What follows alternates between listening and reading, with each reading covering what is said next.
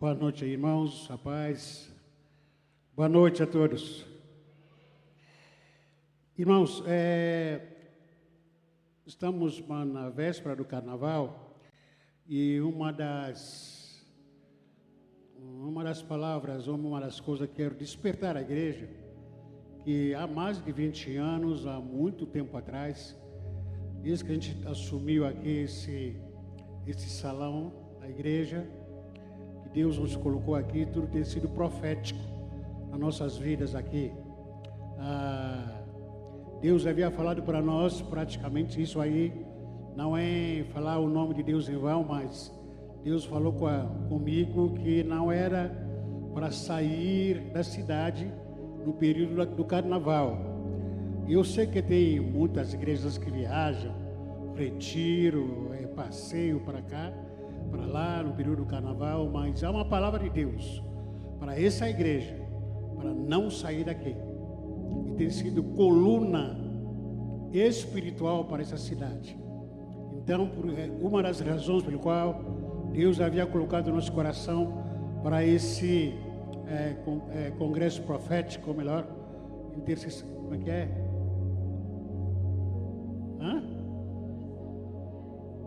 Pensei que vocês estão dormindo, pô. A adoração profética que a gente faz nesse período. Então nós contamos com você. A igreja precisa despertar para a tomada da cidade, para orar para a cidade, que nesse período que a cidade está entregue a tudo que vocês imaginam. Então nós temos que estar orando. Ora no seu particular, na sua casa. Vem aqui para orar amanhã. Vem aqui orar na quarta, vá para a célula, levanta um clamor na sua célula. Vem aqui orar na quinta-feira, nós estaremos também na campanha da família. E vem aqui orar na sexta-feira também, que nós teremos aqui uma vigília. Mas na verdade aqui uma vigília que vai começar às 10 da noite, talvez vai até 1 hora, 2 horas da manhã, por aí. Então você que é membro dessa igreja está sendo convocado. Irmãos, tem muitos assuntos, né, que vocês estão ouvindo aqui, o tamanho do nosso ministério. E hoje estava vindo para cá a irmã Neide, não é Neide, irmã Neide, esposa do irmão Serjão, mandou mensagem que o Serjão estava no PS e estava se sentindo meio fraco e precisamos levantar um clamor por ele. Tem o irmão, a irmã Cláudia, junto com a irmã Kátia, que estão também debilitados, temos que orar por ele. E tem o irmão também Adalício, que mora lá no centro do Guarujá. Eles são uma família, na verdade, que está internado. E não são os nomes que me passaram aqui. Não sei se tem mais algum nome que os irmãos possam me lembrar. Irmão Antônio, irmã Socorro também, que passaram por cirurgia. Esther também já foi operada. Já? Muita gente. Não é uma coisa muito comum. Quando a gente vê uma coisa dessa, não é uma coisa comum, não é normal isso. Alguma coisa errada está. Temos que continuar batalhando de joelho. Batalhando como? Isso, desse jeito. Fica em pé então. Vamos orar pelos irmãos que intercedem pelos nossos irmãos que estão enfermos. Se você está aqui e está enfermo, então vem aqui na frente. A gente quer orar por você. Eu sei que há muita coisa que foi falada, que preciso falar aqui. Se você está aqui, está doente, então pode se apresentar aqui para a gente orar por você, orar pela sua vida, em nome de Jesus Cristo. Espírito de enfermidade, a igreja é isso. A hora que é enfermidade, outra hora é crise financeira, outra hora é crise relacional, outra hora que é casamento estourando, outra hora é assim mesmo, que é a igreja. Então, nossa função é orar sem cessar. E que Deus possa continuar nos abençoando, nos ajudando aqui. Pastora, pode vir aqui para ungir esses irmãos aqui. E a gente levanta o clamor. Cadê aquele? Está aqui, ó. Está aqui, pessoal.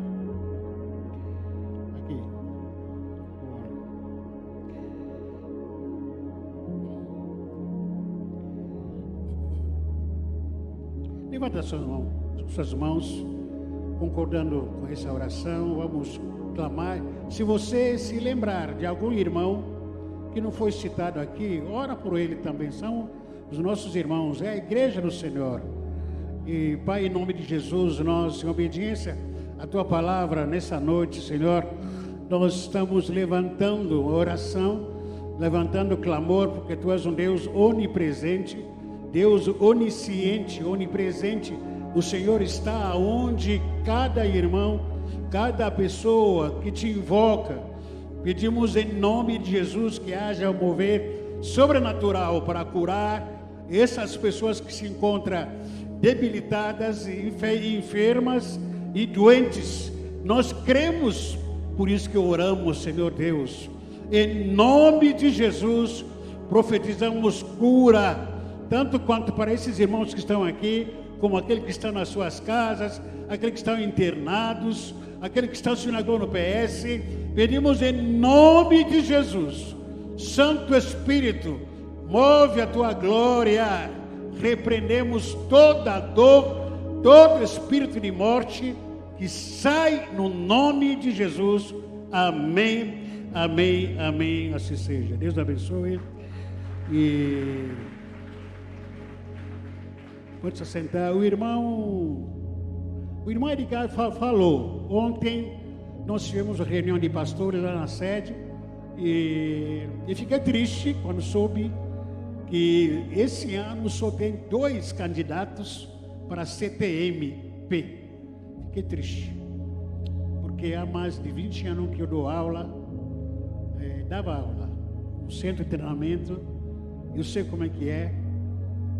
Muitos irmãos que foram treinados, pastores, e quando o pastor Roberto falou para mim, pastor, nós só temos esse ano 2 candidatos, que não concordo com isso, porque muitos jovens, muitos adolescentes, muitos pais também estão contribuindo com isso, não quer nada com nada. Temos que orar por isso, temos que orar mesmo, temos que clamar a Deus, que Deus desperte nosso coração em relação a tudo isso. Abra sua Bíblia, por favor, em Efésios capítulo 1. Efésios capítulo 1, versículo 13 a 14. Efésios capítulo 1, versículo 13 a 14. Quero compartilhar uma palavra de Deus na nossa vida. E essa palavra me incomoda um pouco. A princípio, os últimos dias eu estava pensando assim, conversando, trocando ideia com a minha esposa, e a gente fica entrando num certo conflito cultural, parece que a gente sofre ainda choque cultural aqui no Brasil, eu e a pastora talvez. Por que estou dizendo isso? Na nossa cultura, na minha cultura, na Angola e no Zaire, onde que também estudei, A significa A, B significa B. Se eu for na casa, você vier na minha casa, se eu falar para você lá na Angola, lá no Zaire, fique à vontade na minha casa, é para ficar à vontade literalmente. Na minha cultura, nossa cultura, tudo é literal. Se você falar que não, leva essa panela para comer na sua casa, é para levar literalmente. Se você falar que não, tudo que você falar é literal. É assim que tem que ser. Quando nós chegamos no Brasil aqui, e um dos choques culturais que eu sofri foi esse. E principalmente na escola que estudei. Eu reclamei de um professor meu, que me deu um conselho, que esse conselho até hoje ficou marcado para mim. Eu não aguentava mais, falava, puxa vida, professor, não estou aguentando o brasileiro. O brasileiro não leva nada a sério. Tudo é brincalhão, tira sarro, conta piada, tudo. Até no ambiente escolar, que a gente estuda as coisas profundamente teológica, mas a pessoa muitas vezes fica brincando o tempo todo. Um professor falou para mim, Jesus, difícil você mudar o Brasil. mudar isso no brasileiro. Faz parte da cultura brasileira. Para você conseguir mudar esse pessoal, tem que mudar, começar lá no Nordeste até no Santa Catarina, vai mudar no cada brasileiro. O ideal é você tentar se contextualizar. E um pouco me contextualizei, mas ainda dentro de mim, ainda grita essa cultura. Parece que no Brasil nada é literal, nada é sério. Uma das coisas, por exemplo, é lógico, não estou dizendo aqui tem que ser feito do jeito que eu quero. Se você me convidar na sua casa, no começo, quando eu cheguei no Brasil, a gente entendia isso. Se você me convidar na sua casa, você fala para mim, Jesus, fica à vontade na minha casa. Eu achava que, como ficar à vontade, eu poderia entrar no quarto, poderia abrir a sua geladeira, o seu freezer, poderia ver onde que está o seu dinheiro para levar, porque você falou para ficar à vontade. Ficar à vontade tem limite. Tem limite. Eu tive um choque com isso. Mas por que me falou para ficar à vontade? Senão não é mexer com tudo. É de menos. Vai não é menos. Não é o que você está pensando. Dentro do contexto espiritual também, eu percebo isso. A vida cristã não é levada a sério.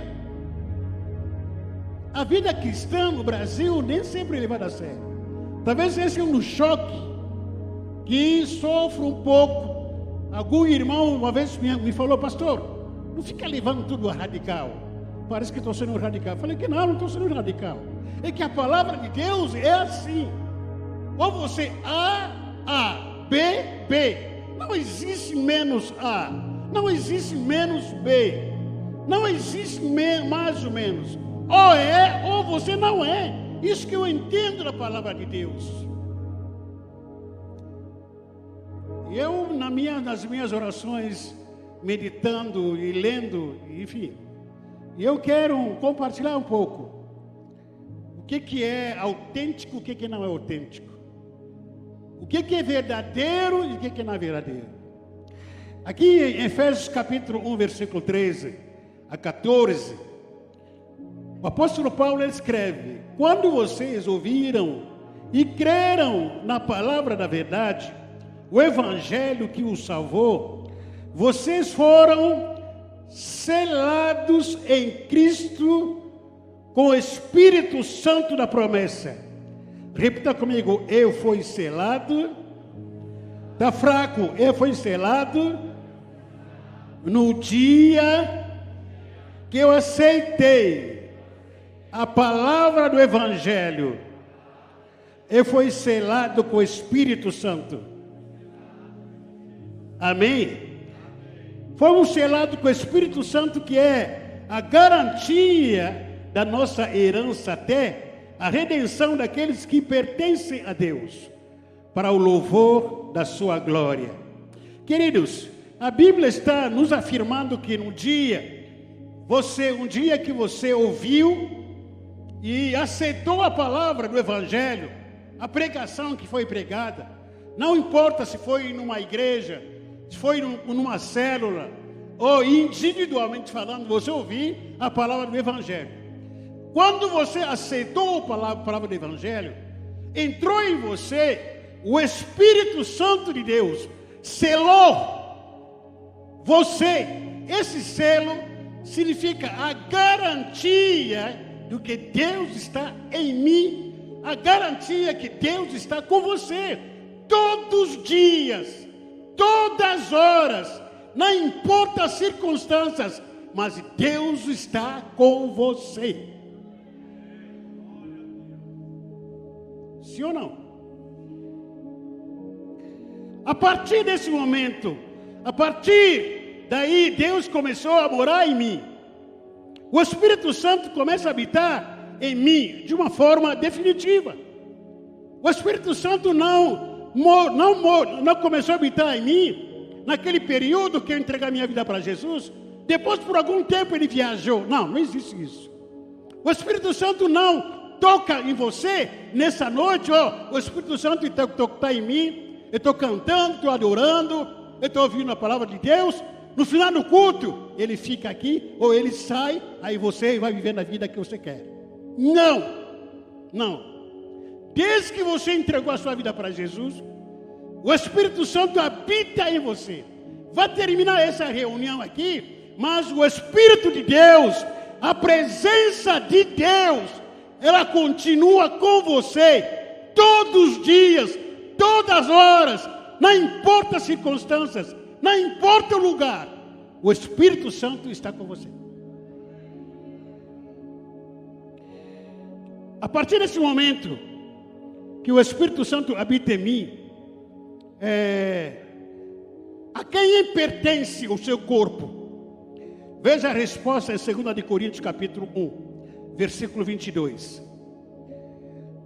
2 Coríntios capítulo 1, versículo 2. A partir desse momento que eu creio que o Espírito Santo habita em mim, a quem pertence o meu corpo? Deixa eu perguntar, quantos aqui que têm certeza absoluta que o Espírito Santo habita dentro de você? Levanta a mão. Levanta a mão. Bem alto, por favor. Que o Espírito Santo habita em mim. Você tem certeza disso? Glória a Deus. Que lindo isso. Se ainda você não tem essa convicção de que o Espírito Santo habita em você, você pode entregar a sua vida para Jesus a partir dessa noite. É simples. Confessando que Jesus Cristo morreu por seus pecados e no terceiro dia Ele ressuscitou. Ele te perdoou de toda iniquidade, todo pecado. É uma simples confissão, mas a obra é muito grande. Ele vai entrar no seu coração e Ele vai fazer isso. A partir do momento que você entrega a sua vida para Jesus, o Espírito Santo habitando em você, a quem pertence o seu corpo? 2 Coríntios capítulo 1, versículo 22. Veja o que diz: Deus nos selou como sua propriedade e pôs o seu Espírito em nossos corações como garantia do que está por vir. Deus nos selou como que? Sua propriedade. Deus nos selou como? Deus nos selou como?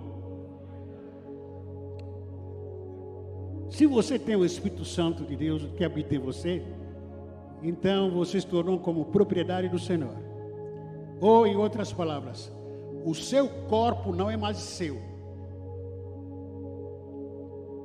O seu corpo não é mais seu. Fala para você, irmão, para lembrar isso aí. O seu corpo não te pertence mais. É propriedade exclusiva de Deus. É como alguém que estava procurando uma moradia, uma casa. Procurou uma casa desocupada. Não encontrou, mas de repente encontra. E você estava assim, ó. Vende-se, com a placa na testa. Vende-se esse terreno. Vende-se essa barraca. Eu era uma barraca, Era uma barraca. Hoje me tornei um templo do Espírito Santo. Ninguém morava aqui. Para não falar ninguém. Demônios, entidades, desejos malignos que dominavam esse corpo. Mas um dia, numa terça-feira de manhã, numa célula dos jovens, e fizeram confessar a Jesus, eu entreguei a minha vida para Jesus naquela célula. A partir desse momento, o meu corpo é propriedade exclusiva de quem?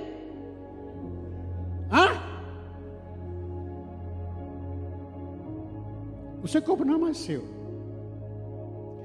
Você tem que ter noção disso, querido. Não vive no meio termo, que o meu corpo só quando vou para a igreja, ou quando eu vou dançar, ou quando vou tocar, ou quando vou pregar, ou quando vou pregar, vou me consagrar.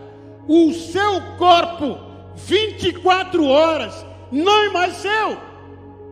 Tem um dono. Quem é esse dono? Deus que mora em você. É pouca coisa isso? Você era sem Deus, sem ninguém, sem esperança, perdido, vazio na sua alma. Mas esse Deus resolveu habitar nessa barraca, transformou essa barraca em templo.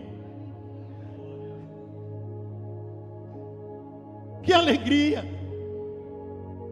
Eu não tinha nada, não era ninguém, morto, vegetando para cá e para lá, procurando deuses que não tinha nada para me dar.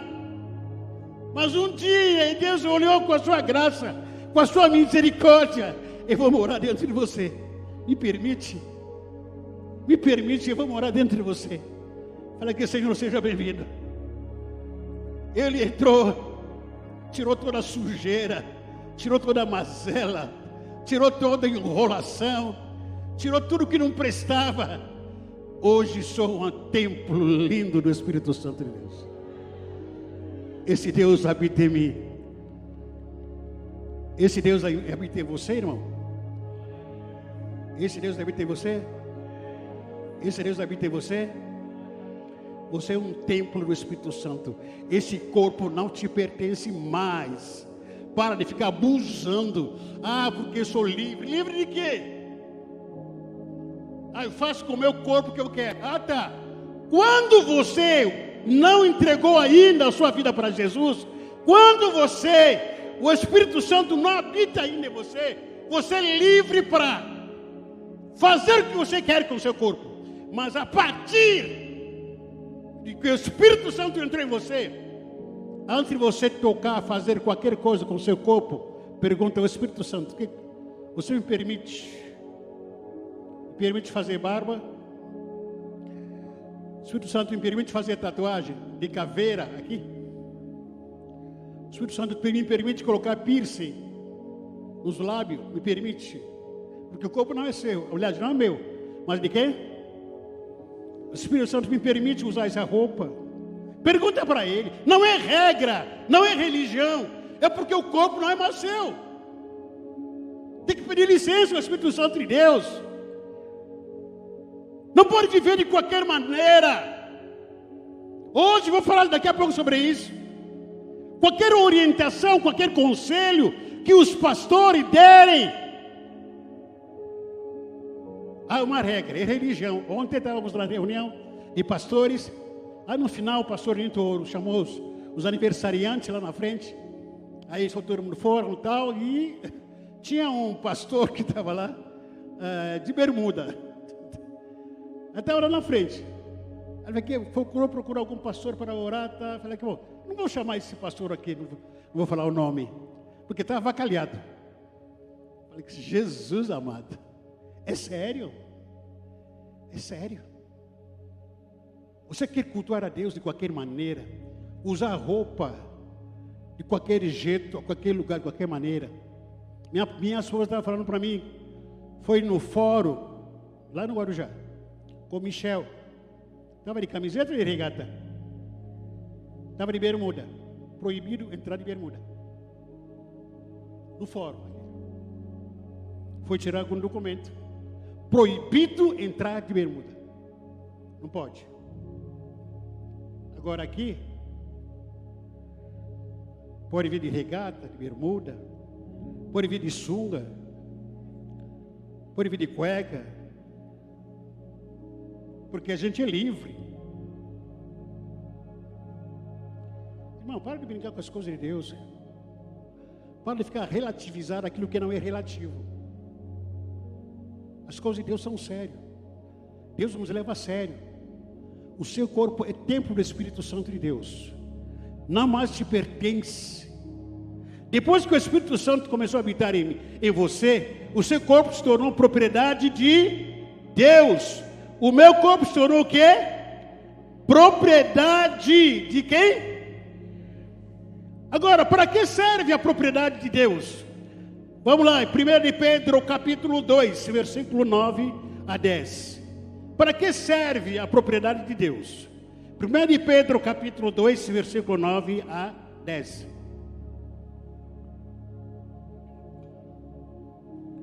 O apóstolo Pedro disse: vós, porém, sois raça eleita, sacerdócio real, nação santa, povo de propriedade exclusiva de Deus.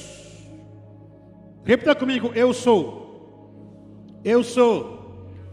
uma raça eleita, sacerdote real, faço parte de uma nação santa, separada. Eu sou propriedade. Tá fraco? Grita: eu sou propriedade exclusiva de Deus, a fim de proclamar o propósito, a fim de proclamar as virtudes daquele que vos chamou das trevas para a sua maravilhosa luz.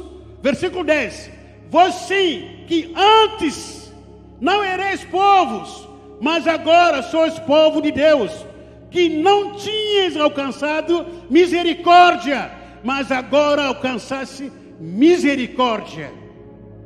Antes eu tinha uma posição por aí, largado, jogado, que não tinha Deus, não tinha nada, não era povo. Mas a partir do dia que eu entreguei a minha vida para Jesus, me tornei como uma raça eleita, sacerdote real, nação santa, separado, povo exclusiva.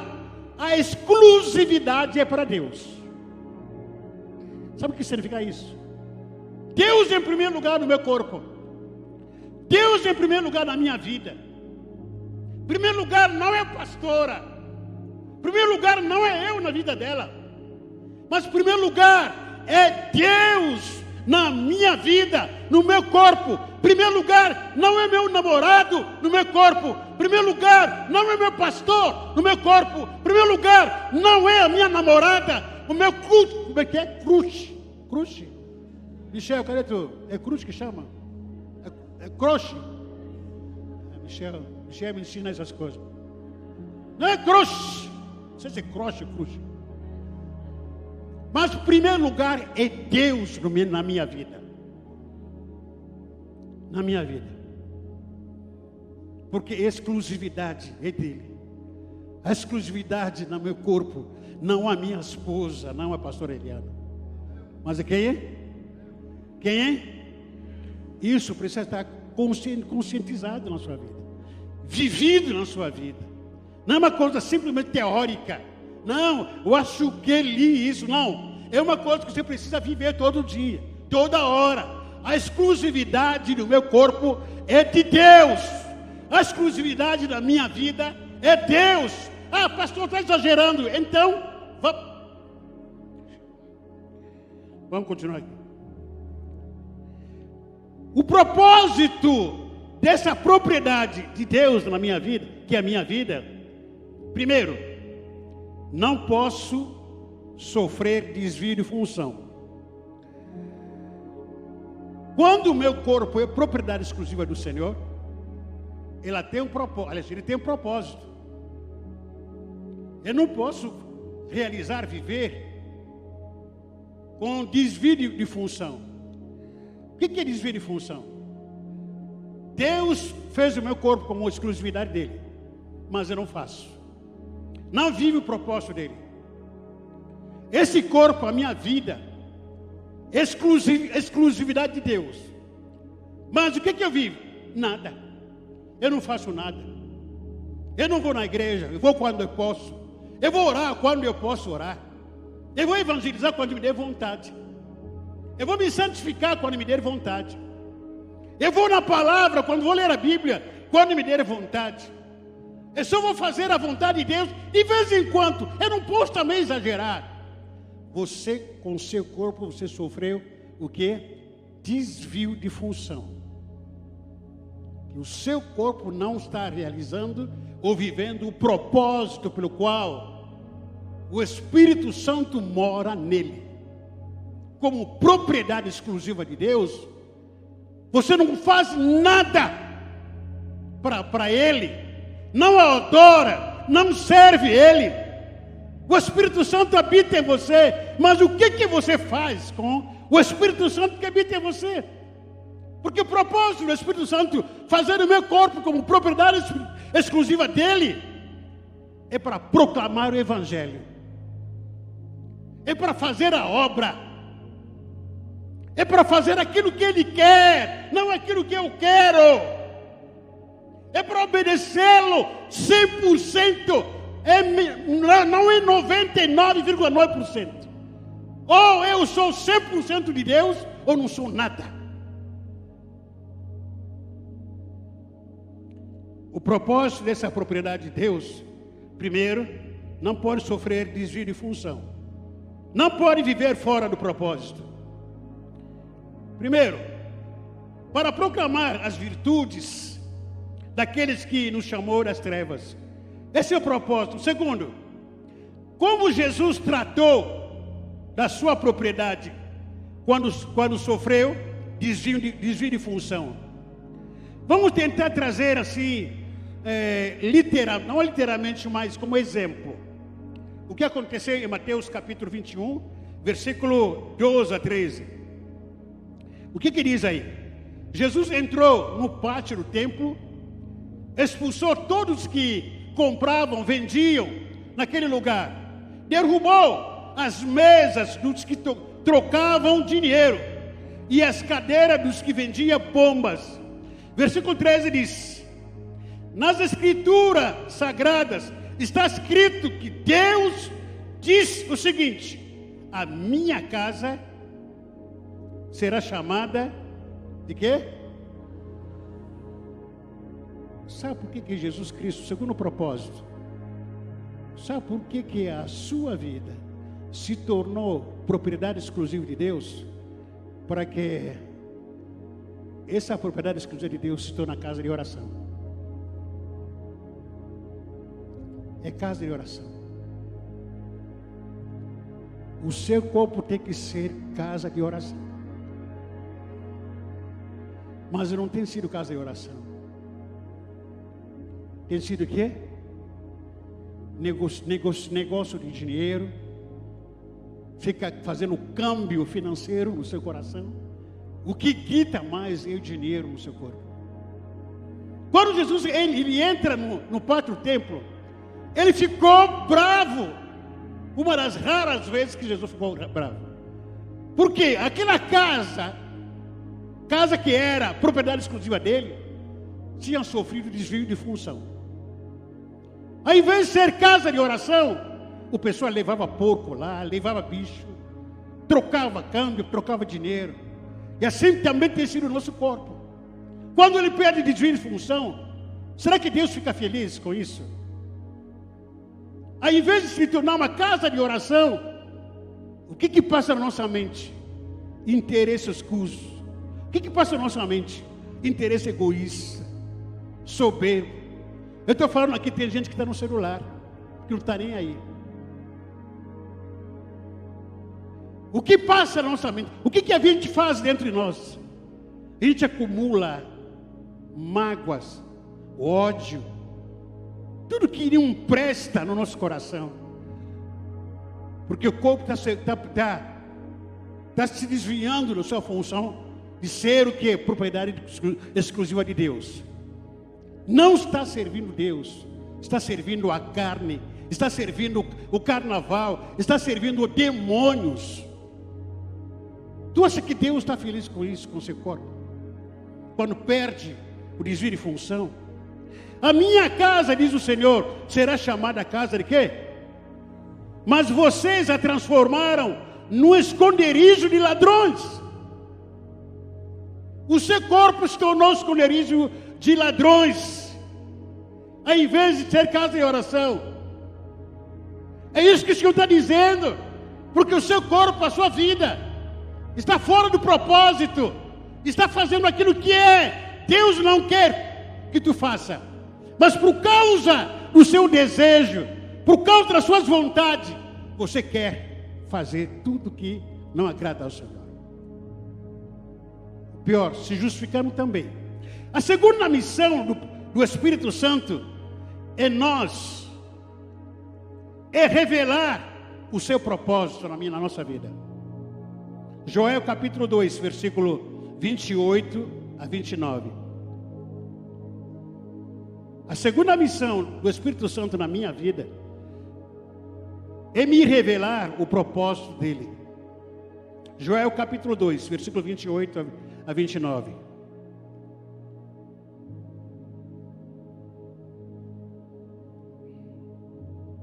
O Senhor diz ao seu povo: depois disso, eu derramarei meu Espírito sobre todas as pessoas.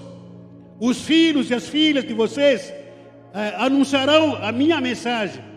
Os velhos sonharão e os moços terão visões. Até sobre os escravos e as escravas eu derramarei o Espírito. Qual é o propósito de Deus para a minha vida? Qual é o propósito de Deus para meu filho, para minha filha? Qual é o propósito de Deus para quem está achando que eu estou velho, estou aposentado? Qual é o propósito de Deus? Deus tem um propósito para cada um de nós. Ao habitar dentro de vocês, o propósito de Deus é: filhos e filhas, seja um profeta que prega a palavra de Deus. Menino, adolescente, jovem, prega a palavra de Deus no colégio, entre amigos, lá na escola, no campo de futebol.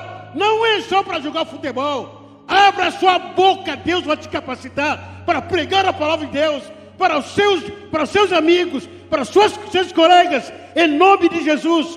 Por quê? O Espírito Santo habita nos jovens, habita em adolescentes, habita em nossos filhos. Mas os pais estão deixando. Os pais colocam o celular na mão do filho, da filha.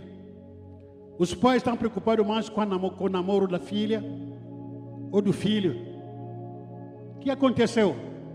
Desvio de função. Não estão realizando aquilo que Deus propôs para seus filhos, para suas filhas. O Espírito Santo já foi derramado, sim ou não? Os velhos sonharão. Os velhos sonharão. Velhos precisam sonhar. A sua vida não está aposentada. Sonha ainda, vale a pena. Deixa Deus te usar ainda. Deus vai usar velhos e velhas aqui para sonhar, para alcançar a sua família, para alcançar o seu bairro. Em nome de Jesus, precisa sonhar alto. E os jovens terão visões. Os jovens terão o quê? Revelação, jovem. O Espírito Santo de Deus foi derramado. Você recebeu o Espírito Santo de Deus na sua vida? E está vendo o quê? Vulto. Está vendo o quê? Pena nas mulheres. Sai da mulher. Está vendo por quê? No celular. Homens. Está vendo o quê? Está atrás do quê? É para ter visão de Deus sobre o Brasil, sobre a sua cidade. É para ter visão de Deus sobre a sua família. Para com isso. Busca Deus. Deus quer te revelar, jovem. Deus quer te revelar, jovem, para te dar um norte na sua vida. O seu propósito de vida não se limita na faculdade. Faça a faculdade, estuda. Mas o propósito de Deus na sua vida é trazer visão para você. Queremos ver jovens na igreja aqui dizendo: pastor, eu tive uma visão. Eu tive uma revelação. Pastor, a nossa igreja aqui, Deus está levantando mais líderes. Precisamos treinar mais gente. Pastor, eu tive uma visão da glória de Deus. Vamos parar com isso, meus irmãos. Famílias de Deus, vamos mobilizar nossos filhos para a oração, para que eles sejam profetas nessa geração, para que eles sejam profetas ainda no dia de hoje, com unção, com ousadia. Que seja jovem, adolescente, diferenciados por onde que eles forem, em nome de Jesus, porque a promessa de Deus já foi, o Espírito Santo foi derramado já. Ele está em nós, Ele está na nossa vida.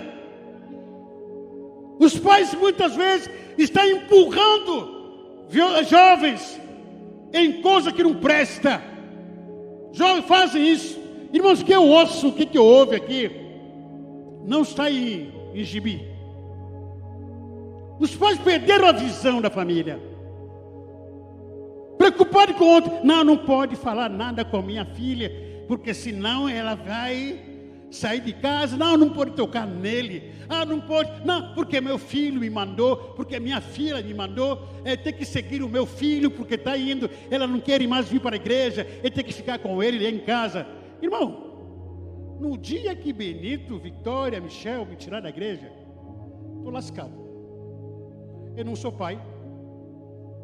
Não sou pai. Eu sou pai ou não sou pai? Eu sou homem ou sou hominho? Eu vou sair da igreja por causa do meu filho.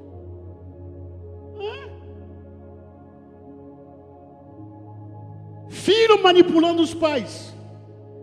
Filho mandando nos pais. Manda os seus filhos. Os meus não. Eu quero estar num lugar onde que Deus me colocou. Não é onde meu filho vai me colocar. Porque eu sou cabeça, não sou cabecinha. A cabeça que dirige, que orienta, que toma a decisão, está aqui, ó. O Espírito Santo me usa para cabecear, não para fazer seu gol.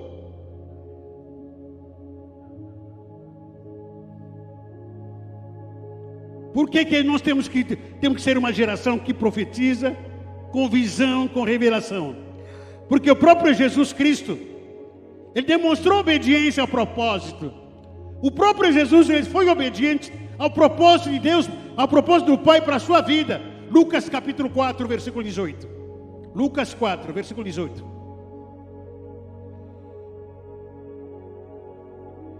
Lucas 4, versículo 18.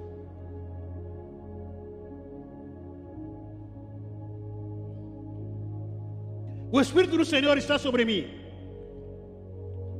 Jesus tinha o Espírito de Deus, amém? Você está com o Espírito de Deus, amém? Olha a diferença.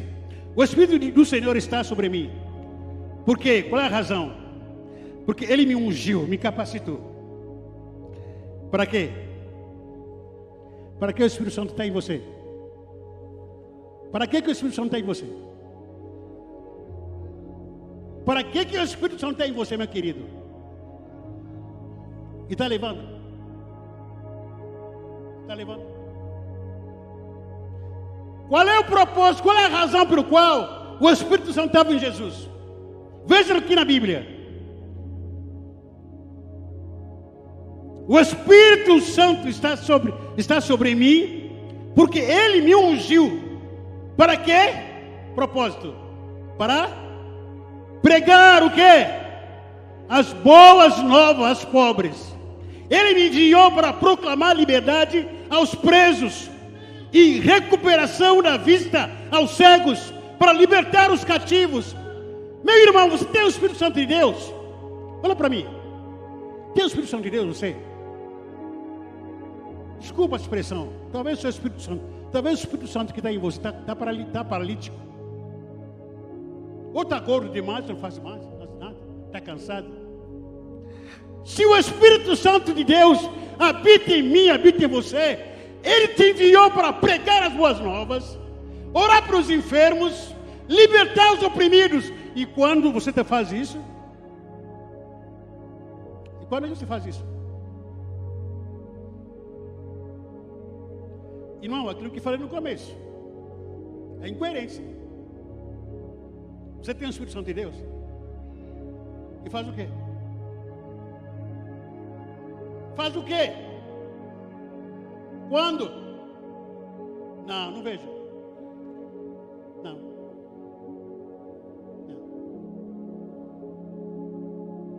Das duas, uma. Ou não é. Ou você tem o Espírito Santo de Deus, ou muitos não tem nada disso. Ou é incoerência. Porque o Espírito Santo de Deus habita em mim. Irmão, é difícil me segurar. Difícil me segurar. Não porque estou pregando aqui, não porque eu sou obrigado, ninguém me obriga. Mas difícil me segurar aqui. Sem falar da palavra de Deus, para onde que eu vou. Por quê? O propósito do Espírito de Deus habita em mim, é isso. Quando não falo, eu fico meio angustiado. Fico triste. Meu coração fica palpitando quando não falo nada. Porque o Espírito Santo que habita em mim, ele está vivo. Ele quer que eu pregue o Evangelho. Eu quero que eu ore para os enfermos. Ele quer que eu expulse demônios. E essa é a missão do Espírito Santo de Deus. Agora, nós cantamos, nós falamos que eu tenho o Espírito Santo.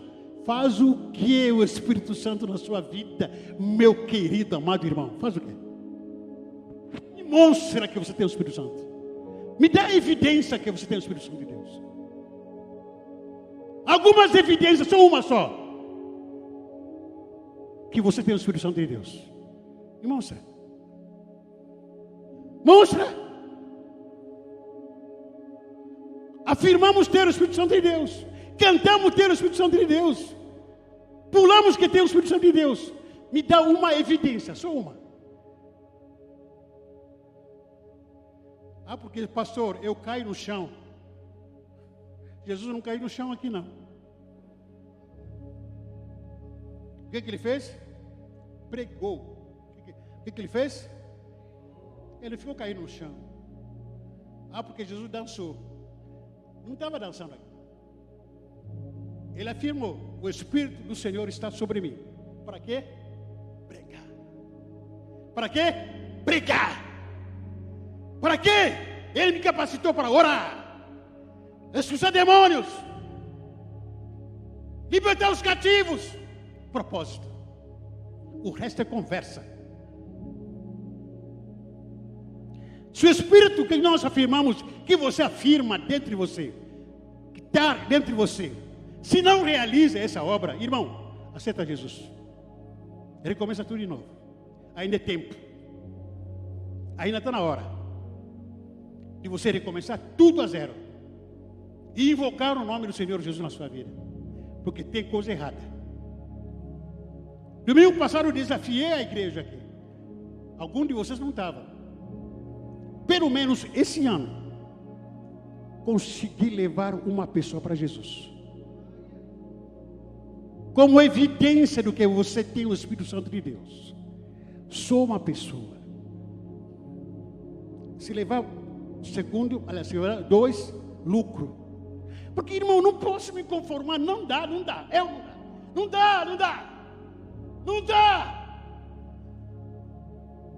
Deus está em mim. Faz o quê? Estou aqui em berço esplêndido. Estou cansado. Não, estou cheio de problema na cabeça, dor de cabeça. Não, porque ninguém me ama. Está repreendido. Está amarrado. Está expulso esse demônio.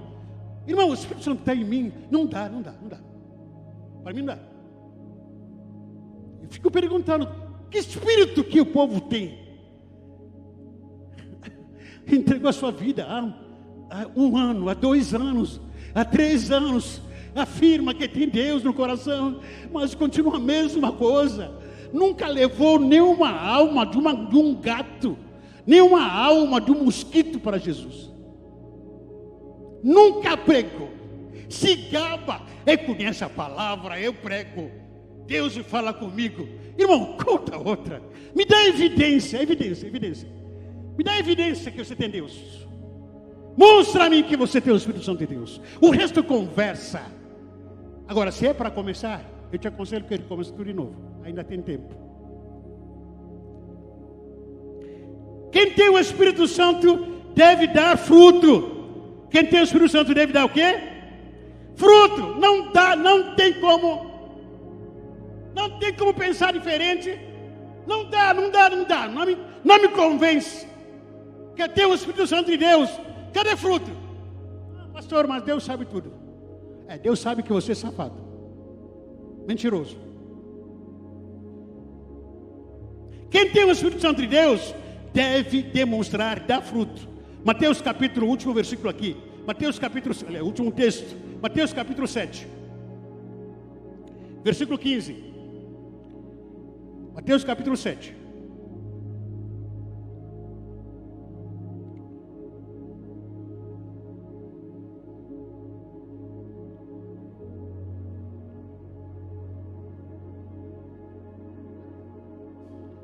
Mateus capítulo 7, versículo 15. Jesus ele começa trazendo revelação. Hoje de manhã, na hora da batalha espiritual, nós passamos aqui alguns minutos no começo da aula falando sobre discernimento.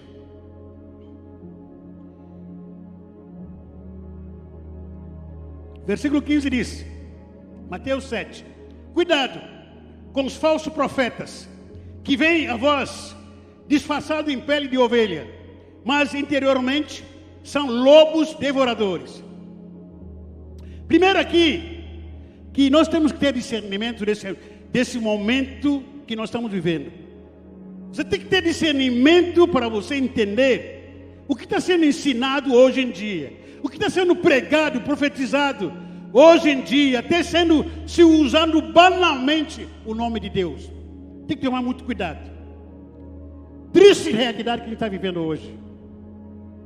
Muitos profetas em redes sociais, nas igrejas por aí, muitos profetas, muitos pastores, apóstolos, se fazendo de melhores, conhecedor, poderosos. São os únicos homens, são as únicas mulheres que Deus usa, falando mal e caluniando de outros pastores e igrejas, falando que ninguém deve se submeter à igreja. Muitos pastores, apóstolos por aí, falando que não pode submeter à igreja. Esse negócio de frequentar a igreja está errado, é religião isso, é religiosidade.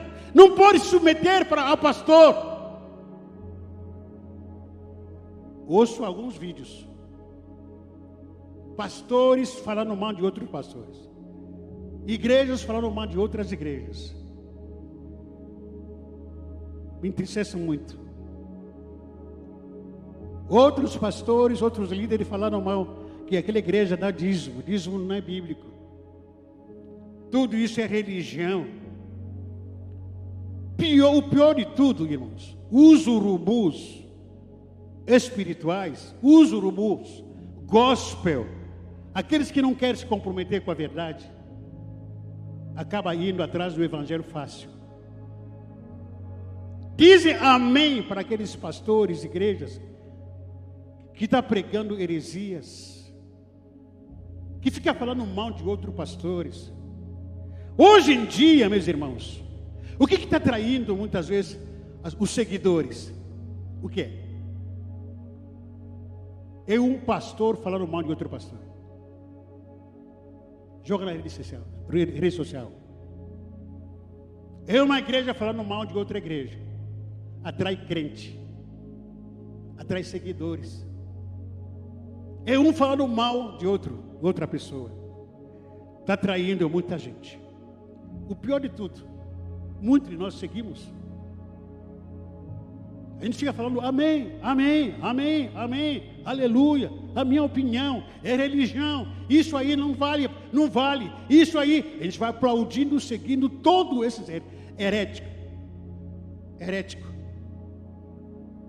Me envergonha como pastor, me envergonha como filho de Deus. Sabe por quê? Com todo respeito a todas as religiões, eu ainda não vi um pai de santo falando mal de pai de santo, do outro pai de santo. Ainda não vi um padre falando mal de outro padre em redes sociais. Ainda não vi com todo respeito, um líder de uma seita falando mal de outro líder. O que eu vejo mais são irmãos líderes falando mal de outro. Evangélico. É triste realidade. Vivemos um momento de uma igreja dividida. E aí a gente vai mentindo em relação a uma igreja. Só por causa de quê? Atrair seguidores para mim. Tem um pastor por aí que vocês seguem. Ele não tem uma igreja, só tem em rede social, que muitos adolescentes e jovens gostam de seguir. Ele só mete pau nos famosos pastores. Só mete pau, porque ele sabe, ele atrai seguidor com relação a isso. Fala mal disso, fala mal daquilo, fala mal disso, fala mal daquilo. Ontem triste realidade que a gente está vivendo. O nosso pastor presidente falando dessas coisas. Quantas pessoas falando, jogando pedra nele. Um homem que começou o ministério com 16 anos. 16 anos. Solteiro. Largou tudo. Hoje vem toda essa gente que não tem compromisso com Deus, jogando pedra nele, sendo apedrejado por difamações, calúnias. Esse é o evangelho que está pregando hoje, que vocês adoram de ouvir e seguir. Oh, que legal, que lindo. Oh, está falando mal, olha aqui, ó, falando mal do irmão Eli, está falando mal, é verdade, eu confirmo. Não, ele está falando mal, sei lá, do irmão Rafa. Oh, é verdade, vamos lá, é verdade, aquele irmão é capeta mesmo. Ah, vamos lá. Irmão, isso aí é evangelho? Enquanto tem tanta gente precisando do evangelho aqui na rua, em oração, tem tanta gente precisando de um colo, no bom sentido, para ouvir a palavra de Deus. Vamos pregar para lá, para fora. Vamos levar o evangelho na rua. Vamos procurar gente que na favela aqui. Vamos lá. Porque a gente vai perdendo tempo discutindo aqui. Discutindo, o irmão Ângelo, eu acho que não é de Deus, ele é herético, porque fulano. Irmão, para com isso. Isso não contribui com nada. É só o diabo aplaudindo toda essa bagunça. O diabo dizendo: estamos dividindo a igreja. Esse é o evangelho que é pregado hoje. Lamentavelmente, tristemente, profetas, pastores que se levantam dizendo que eu sou melhor do que o outro, pastor falando mal dos outros. Versículo 16, rapidamente aqui, versículo 16 desse capítulo 15, capítulo 7, perdão, de Mateus, que nós lemos. Veja o que diz: pelos frutos os conhecerei. Por acaso acolhem-se uvas dos espinheiros, figos de plantas com espinho? Assim toda árvore boa produz bons frutos, porém a árvore má produz frutos maus. Versículo 18: uma árvore boa não pode dar frutos maus. Repita comigo: uma árvore boa não pode dar frutos maus. E você é uma árvore boa ou uma árvore ruim? Não precisa falar nada, eu só quero ver fruto. Só. Não precisa me dizer nada, nada. Não quero só opinião, eu quero só ver fruto. Porque se você diz que tem o Espírito Santo de Deus, você tem que dar o quê? E cadê? As duas, ou tem Espírito Santo ou você não tem. Se você é uma árvore boa mesmo. Quantos que estão entendendo? Diga amém. Uma árvore boa não pode dar frutos maus, nem árvore má dá frutos bons. Quem tem o Espírito Santo é conhecido pelos frutos. Qual é o fruto do Espírito Santo? Amor, alegria, paz, paciência, amabilidade, bondade, fidelidade, domínio próprio. E quem tem o Espírito Santo tem que ter isso. Mansidão, domínio próprio, se dominar. Para de ficar falando, se controla. Tu não tem o Espírito Santo de Deus? Tem o Espírito Santo de Deus, tem que ser paciente. Paciência, meu irmão. Tem o Espírito Santo de Deus, alegria, paz, bondade, domínio próprio, se controla. Qual é a evidência que uma pessoa tem o Espírito Santo de Deus, de repente fala mal de todo mundo, perde cabeça? Não, você tem o espírito de perturbação. Quem tem o Espírito Santo de Deus vive pregando o Evangelho, Repita comigo: quem tem o Espírito Santo de Deus, vive pregando o Evangelho.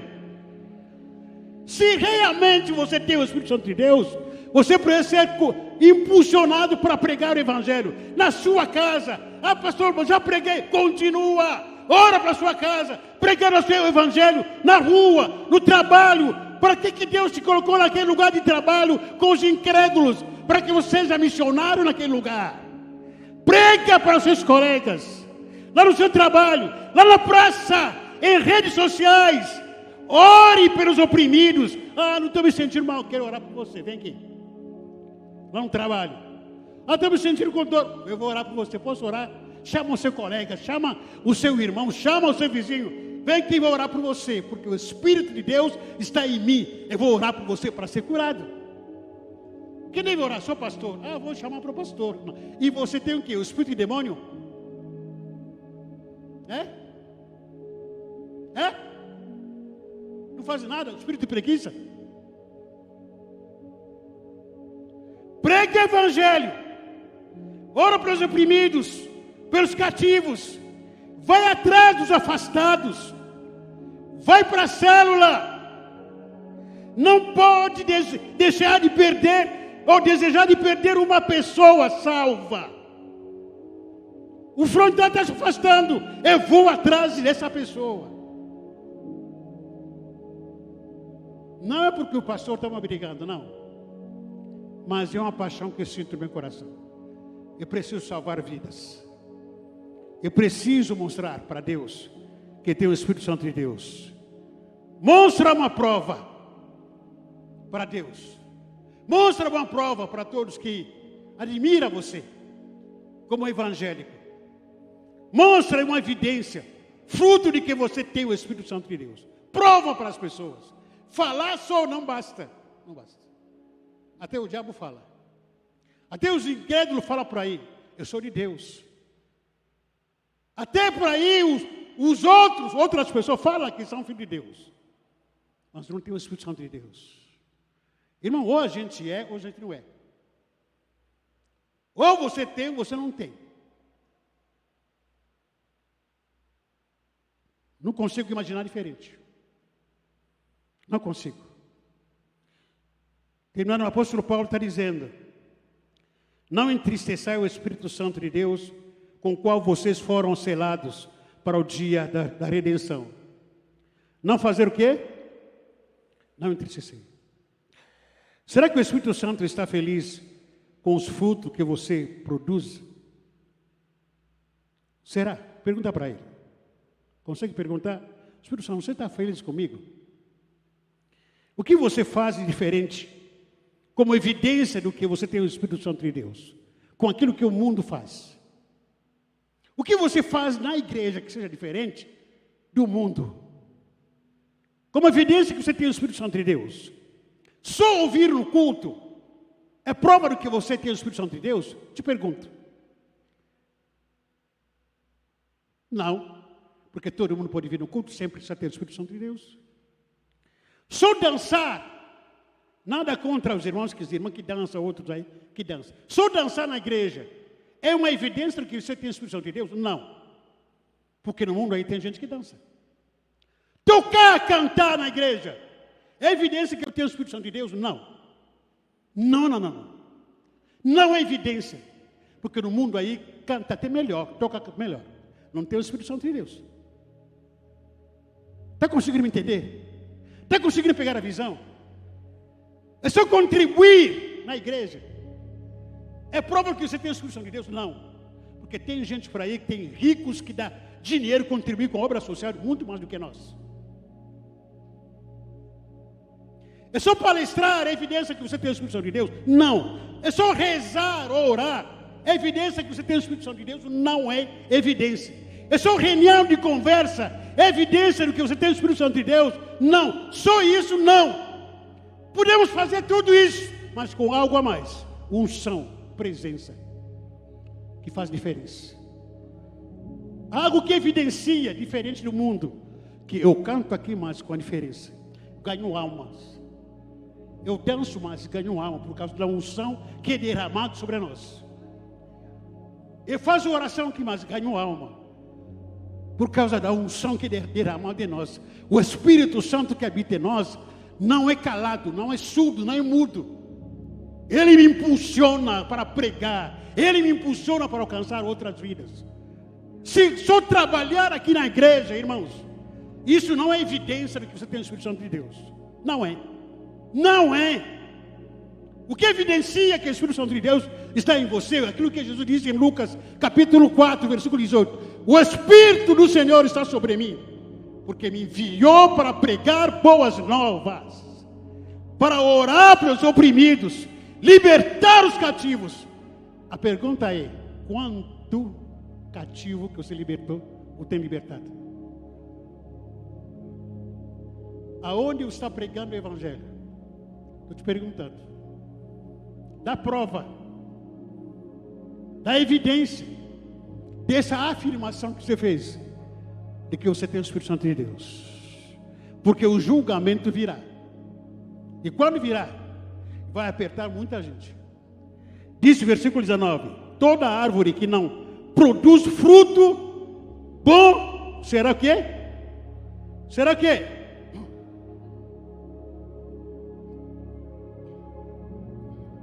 Toda árvore que não dá fruto bom, o julgamento virá, será cortado.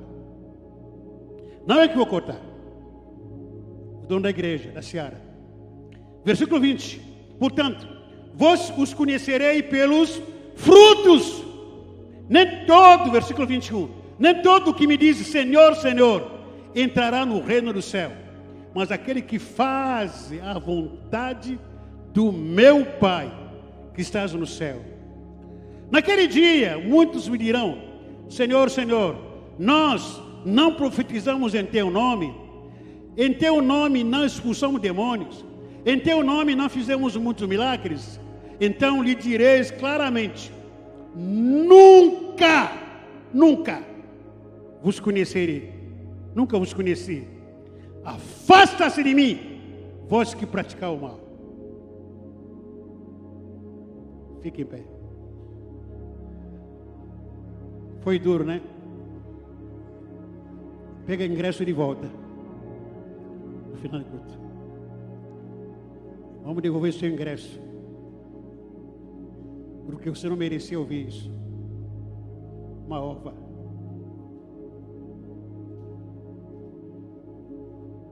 Não consigo entender. Talvez você me chama de louco. É só. Eu analiso, observo todo mundo. Não julgo ninguém. Observo o que todo mundo fala, o que todo mundo faz. Na sexta-feira estávamos na reunião de pastores, lá no centro. A gente falava sobre isso. Deus coloca em nossas vidas um discernimento, um olhar espiritual. Você bate aquela pessoa, sem julgar. Decifika, esse aqui é, esse aqui não é, esse aqui é, esse aqui não é, esse aqui é meia boca. Esse aqui não adianta, tem mais chance. Não tem.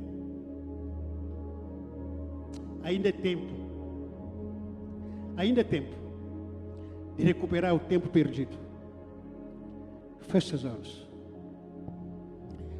O que eu acredito é que o julgamento virá e não tardará. Chega de parar de brincar do Evangelho. Ou você tem ou não tem.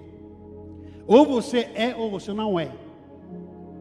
Você pode fingir para mim, pode fingir para a pastora, pode fingir para a pastora, mas para Deus não. O julgamento virá.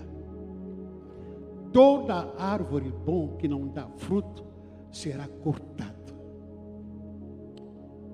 Não é de assustar o nosso meio, se a gente perceber algumas pessoas se afastando.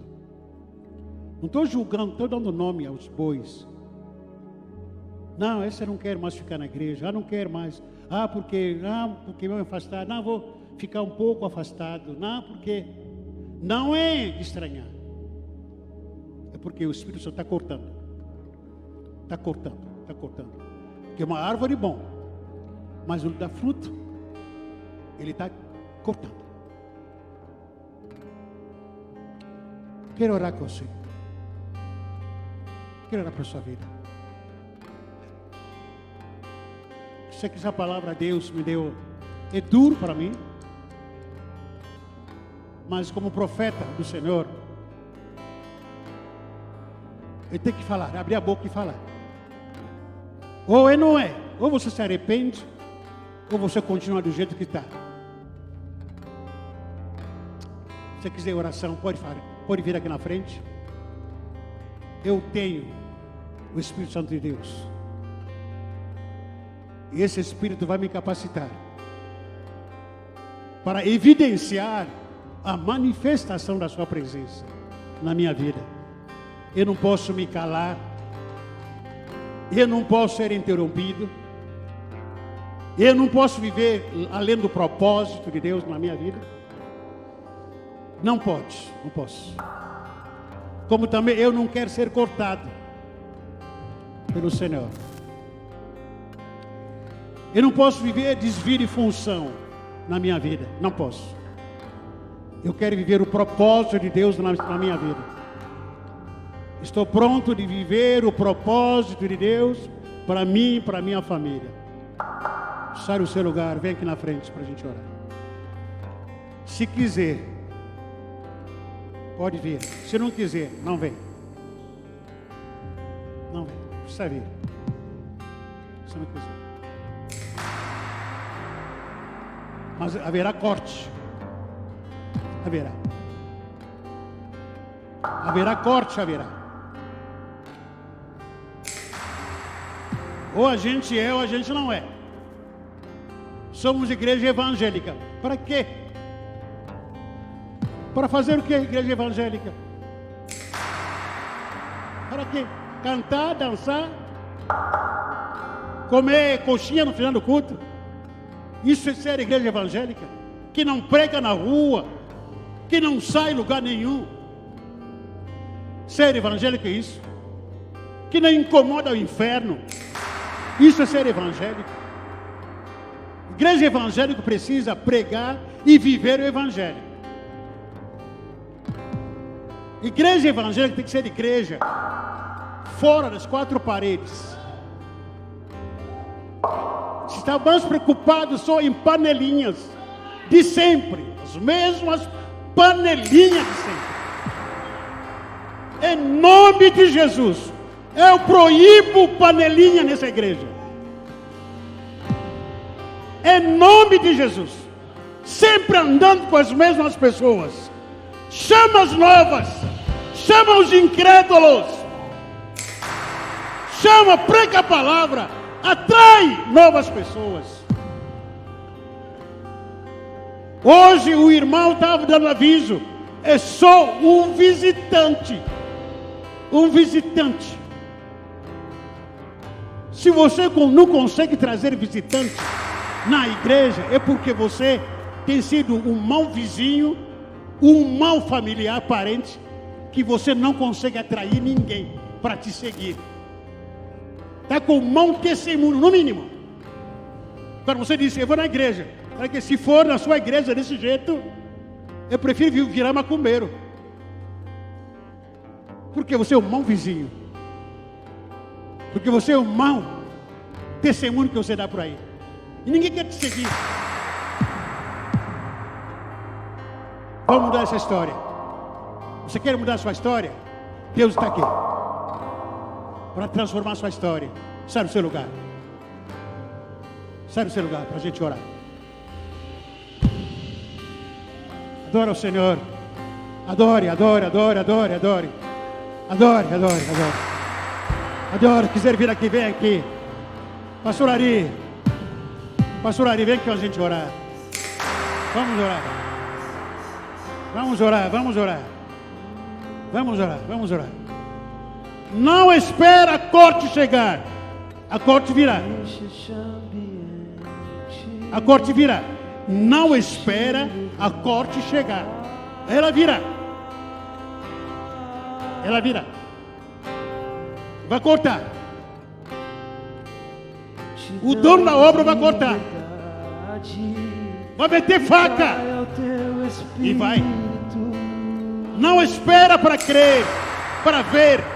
Não. Antes que a corte chega, corra. Corra para Jesus. Antes que a corte chegue, corra para Jesus. Corra para Jesus. Antes que a corte chegue. Antes seja cortado.